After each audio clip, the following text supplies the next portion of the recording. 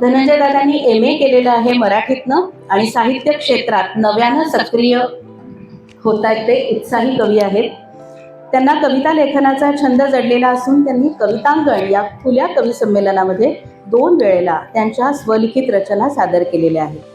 माय मराठी कवी संमेलनातही त्यांनी उत्स्फूर्त सहभाग घेतलाय.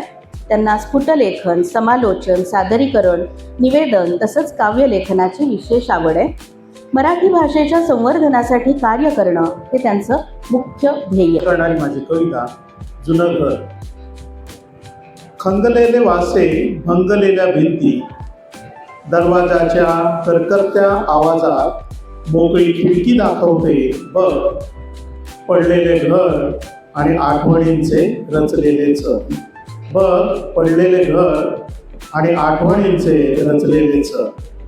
फुटकी कवले गंजलेला पत्रा, फुटकी कवले गंजलेला पत्रा, बंद नळ्याच्या चावीची चुकचूक, बंद नळ्याच्या चावीची चुकचूक, निखळलेल्या फरशांमधली धूळ दाखवते बघ, पडलेलं घर आणि आठवणींचे रचलेले चर. अंगणातली झाडी ओट्यावरच्या वेली, अंगणातली झाडी ओट्यावरच्या वेली, मुंग्या, कबुतरे, फुलसे आणि घुशी.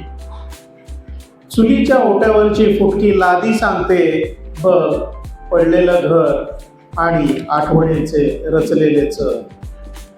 बालपणीचे पहिले पाऊल, बालपणीचे पहिले पाऊल, आईबाबांची इथेच जाऊ, भावंडांची लुडबुड आणि घराची नागडी भीट आणि भीट सांगते बघ, पडलेलं घर, आठवणीचं रचलेलं चर.